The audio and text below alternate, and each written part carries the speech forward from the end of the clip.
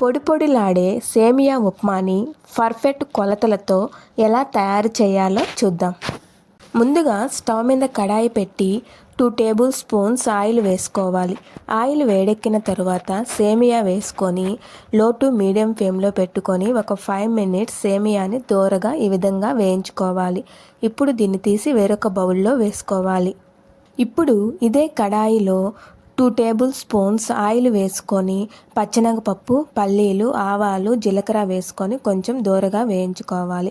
తర్వాత ఆనియన్స్, పచ్చిమిర్చి, కరివేపాకు, ఉప్పు వేసుకొని ఆనియన్స్ లైట్ బ్రౌన్ షేడ్ వచ్చే వరకు వేయించుకోవాలి.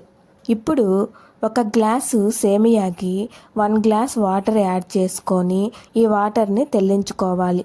ఈ విధంగా వాటర్ తెల్లిన తర్వాత ఇందులో సేమియా వేసుకొని మీడియం ఫ్లేమ్లో పెట్టుకొని ఒక 7 మినిట్స్ ఉడికించుకోవాలి. మధ్య మధ్యలో కలుపుకుంటూ ఉండాలి. 7 మినిట్స్ తర్వాత పొడి పొడిలాడే సేమియా